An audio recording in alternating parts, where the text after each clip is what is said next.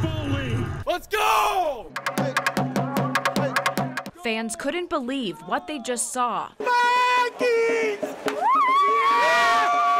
It's a roller coaster ride, so we got scared a little bit. I used my inhaler. I was like, okay, catch my breath. I need heart pills after this game. That was probably the best game I've ever been to my whole entire life. The Vikes trailed 33-0 at halftime. Some fans even lost hope and left early. Are you glad you stayed? Oh yes, definitely. It was awesome. John thought it was awesome too. Well, the first half, that is. I had a really good first half, I'm just telling you. I was talking a little smack after the first half. Things were going good, the beers were flowing. Got a little rough in the second half. They think their friend Larry may have something to do with the win, being that the last game he went to, The ball is loose.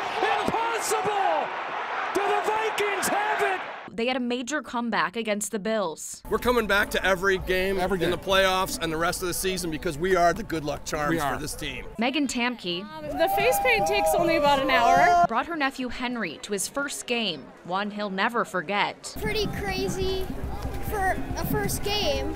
I would never think I'd experience that. It was Jackson's first game too. What did you think about it in there? What was that like? Cool. Kirsten Mitchell, WCCO 4 News.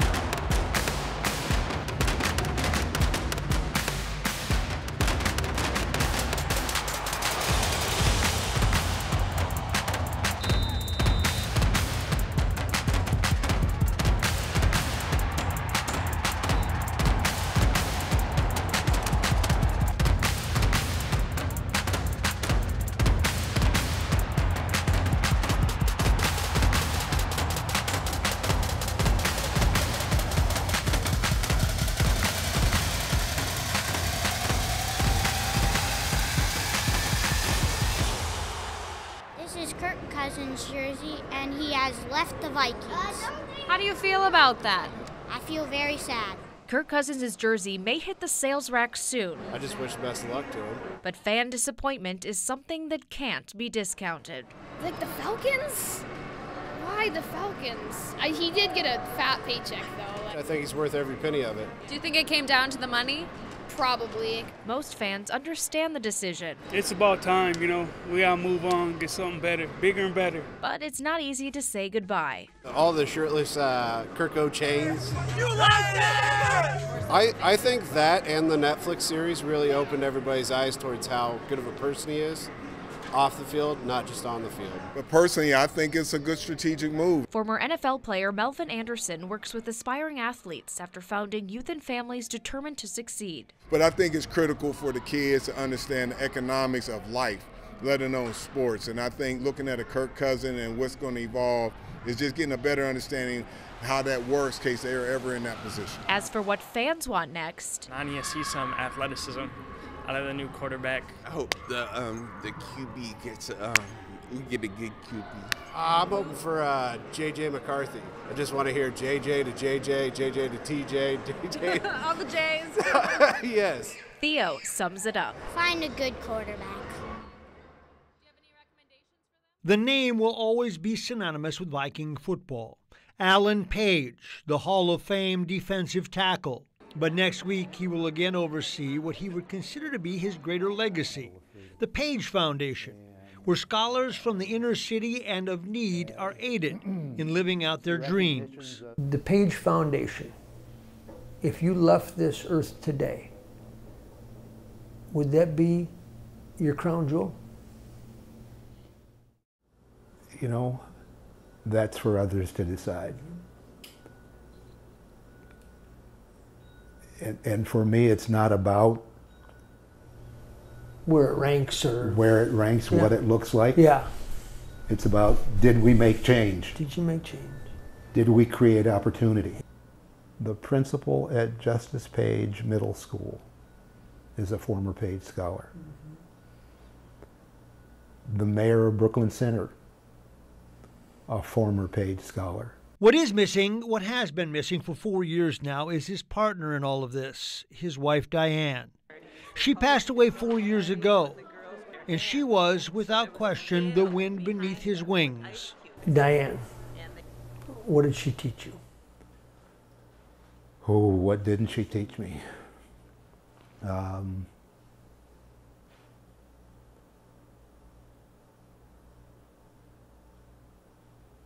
She taught me to be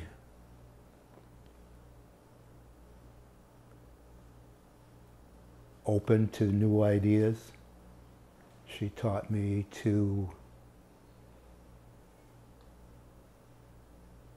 be a fighter more than what I might otherwise have been. And she taught me what it was to be able to share. But I think together we are more than the sum of our parts. That's what I said, yeah. And nothing could be better. Grieving. What advice do you give to someone about grieving? I don't know that I have any advice. It's just there. It's there 24/7, 365. Everybody says it gets better at some point. Maybe it does. Not yet. Not yet. And that is also his fuel. To know that a fight can be worth it, just like Diane knew, when it's worthy to make a difference.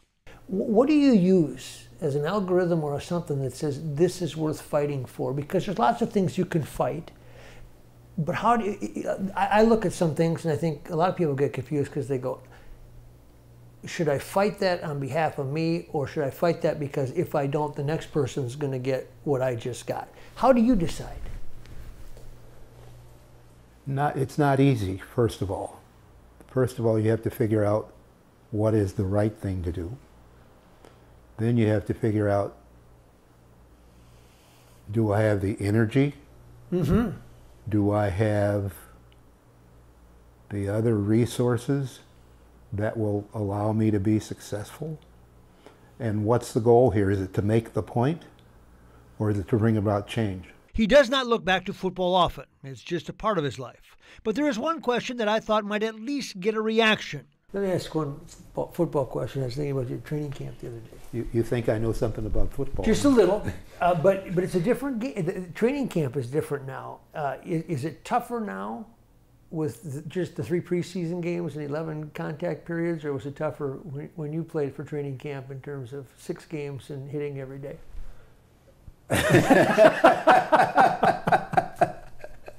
Now that's a loaded question. not to mention a leading one. Of course, it's tougher back then, physically. Yeah. And I suspect mentally and emotionally. It had to be. Because you're out there twice a day.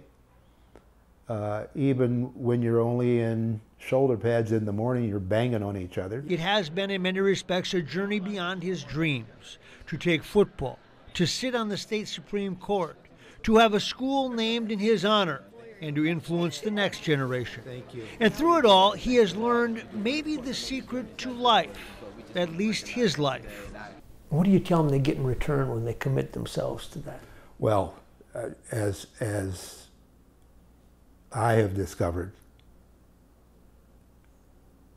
you set out to, in quotes, make life better for somebody else. Well, you benefit just as much as that somebody else does. That's the secret, isn't it? and you don't know that in the beginning.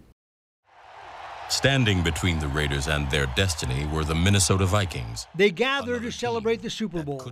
Not the losses, but the era when the Minnesota Vikings owned the NFC and the town.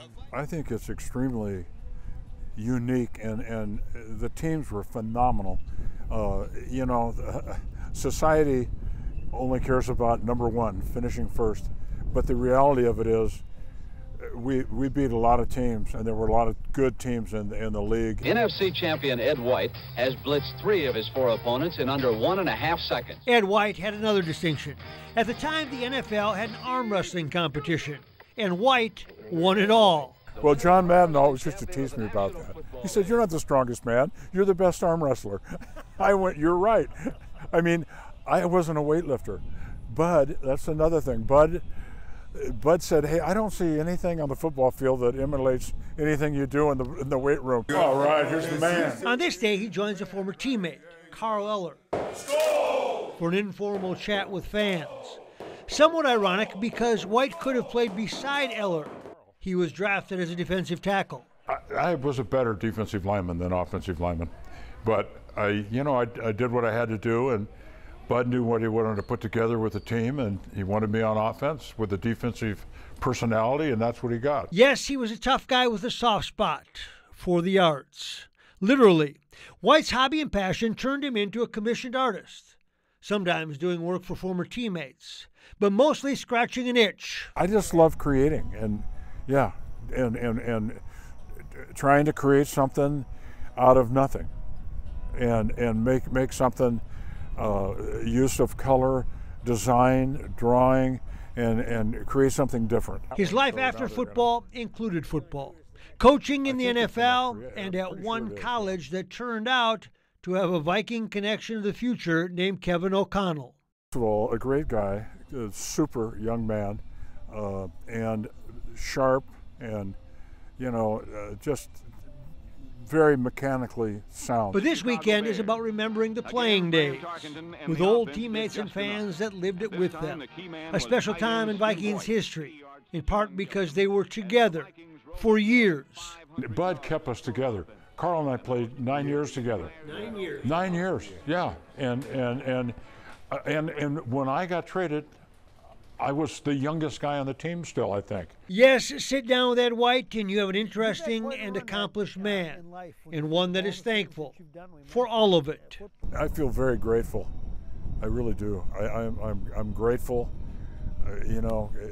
God had a purpose for me, and I served it, and I still am. The Vikings established themselves as one of the NFL's most productive and exciting offensive teams. He was, on any given Sunday, exciting. Tommy Kramer, and he has some thoughts on how the game is different today. I mean, it's a whole different game now. Yeah. It's completely different. And, back then, they could maul our wide receivers. Yeah. For 9 more. Yeah. No, can't. Jerry LeCount would have had a field day, wouldn't he? But it was a dumb play when his foot was, shoe was coming off, up the line screen. We were howling take time out. We had a trap play called, and his shoe comes off. Jerry Burns, you played for Jerry Burns, and he just passed away. What was Jerry Burns like to you? He told me, he says, "You're the smartest, that I've ever met." And I go, "Well, thanks, Burns. Yeah, that's great." And but he's the funniest person you've ever met without ever trying to be funny. Yeah. He remembers his rookie year when he approached Bud Grant and asked a question about 2 veterans he observed in training camp. I said, "Bud, how come those other 2 guys don't go hit the sled like everybody else down there?" He says, "Tommy, they show up on Sunday." And I said, "That's what I like." He came into a situation where there was an established quarterback, and the media suggested Fran Tarkenton was not thrilled with a new quarterback on the block. Kramer says not so. He was always nice to me. The media brought all this other stuff up, and said, "Hey, I said, I don't care what you do, but, let's go out and play." Sit with him today, and he has opinions about football, about the position he played at a young age. What would you tell a young quarterback about that? The more you put into it, the more you get out of it. Okay. What would you tell him about taking the heat? I don't care about the heat. It doesn't matter to me. Kramer started coming back to the Twin Cities more regularly over the past few years, and now it's almost home. What is Tommy Kramer doing today? Spending most of his time in Minnesota. We got a lot of friends. Yeah. Playing some golf? Oh, yeah. Somebody told me you played golf with Governor Ventura. Oh, several times. Yeah, what's that like? Oh, my God. Lately, he's started hitting the ball down the middle every time. What happened? When did he get good? He changed his grip. But he looks back with affection for what was an interesting career in the NFL. Oh, it's fun. It's fun. I mean, that's what I wanted to do, and I achieved that goal.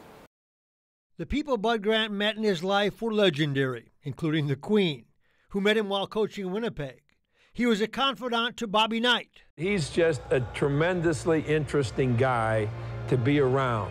And there's no one that I've enjoyed listening to. You know, I ask him a lot of questions I have since the first time I met him about different aspects of coaching and dealing with players. A mentor to Pete Carroll. Quizzing him, and he always gave me time. You know, he was kind of unapproachable for a lot of people. And a role model to his players. He's a big part of Minnesota, and like you said, 2 weeks ago we were sitting talking, and this morning, you know, he's gone.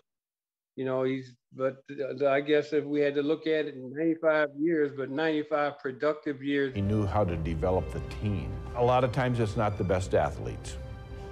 It's how those athletes play together. But there was one special friend that knew him best. Sid Hartman introduced him at the Hall of Fame. They go way back, even a picture of Sid fishing with him in their early years. And that brings us here to the Super Bowl in Minneapolis, when Bud and Sid stopped by to ice fish on the roof, and Bud talked Super Bowl. You got to remember one thing, Mike. It's entertainment. It's life or death for a week, but then it's basically entertainment. Sid recalled staying with Bud in the hotel the night before one of those Viking games. Sid Hartman, you used to room with Bud Grant the night before Super Bowls. One Super Bowl, the Oakland Super Bowl. He ate a gallon of ice cream. What was apparent as 290-something sat there is that there was an unbreakable bond. He's my best friend. And, you know, best friends are hard to come by. You're lucky if you got a best friend. I'm the luckiest guy in the world. And Bud left us with a Grantism on the winter mindset. It's not that everybody gets cold, it's how you react to cold. I mean, it's like being hungry. I can be hungry and go all day and not eat, but I'm hungry because I'm doing something I like. And the same thing with cold. If you enjoy what you're doing, cold doesn't make a difference. 14 years ago, on December 12, 2010, heavy snow ripped a hole through the roof of the Hubert Humphrey Metrodome. This was due to the 5th largest snowstorm on record for the Twin Cities since 1891. Snow started to fall on December 10th and wrapped up on December 11th, leaving 17.1 inches of snow at the Twin Cities airport, making it the largest snowfall on record for the month of December. A major cleanup and repair effort went underway immediately to fix the roof. You have to relieve some of that weight off of those panels. So they're working on that. They have various methods to melt it and vacuum the water off. And then hopefully we'll try and seal up the building so we can work in a climate-controlled fashion. The Metrodome roof was eventually repaired, but the next Vikings game had to be moved to Detroit. Meteorologist Lisa Meadows, WCCO News. When Governor Mark Dayton in 2012 signed the bill to fund U.S. Bank Stadium, the state agreed to pay $500 million for its share and to pay back the debt over 30 years using something brand new at the time, electronic pull tabs. Last fiscal year, the gross sale of Minnesota e-pull tabs was just under $2 billion.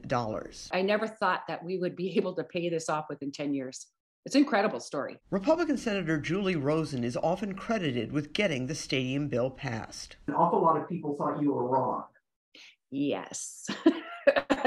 A lot of people thought that this was going to fall flat on our face and that the state taxpayers were going to have to pay for it. So now what?